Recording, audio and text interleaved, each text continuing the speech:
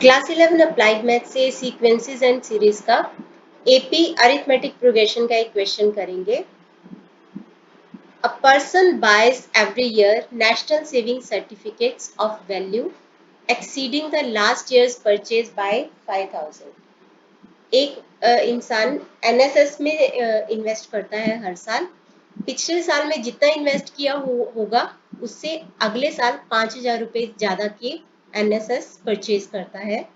After 10 years, he finds the total face value of certificates purchased by him is 2,75,000। तो 10 साल के बाद उसको पता चलता है कि जो भी उसने एनएसएस खरीदे हैं उनकी टोटल फेस वैल्यू है 10 साल के बाद 2,75,000। Find the value of certificates purchase by him in the first year. तो पहले साल में उसने कितने के सर्टिफिकेट्स परचेज किए होंगे। लेट से उसने रुपीस के सर्टिफिकेट्स परचेज किए होंगे, तो हर साल वो 5,000 से बढ़ा रहा है। तो दूसरे ये है फर्स्ट ईयर, सेकेंड ईयर में ए प्लस 5,000, फिर थर्ड ईयर में ए प्लस 10,000, 5,000 से बढ़ाते जा रहा है। तो 10 सालों के बाद जो उसने ये सर्टिफिकेट्स परचेज किए हैं इनकी टोटल वैल्यू है 2,75,000।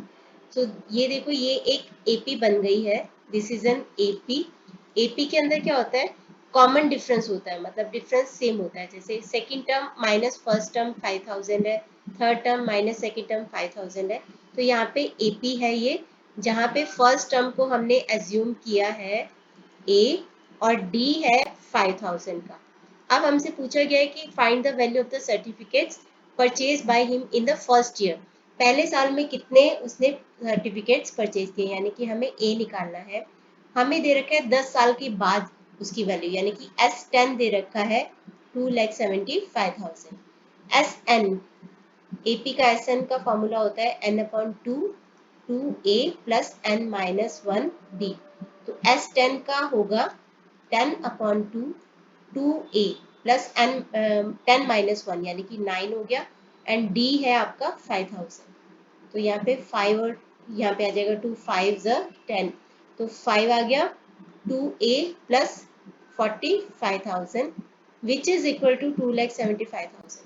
तो 5 को या तो इधर वाली टर्म 2,75,000 से डिवाइड कर दो, तो 2,75,000 से 5 को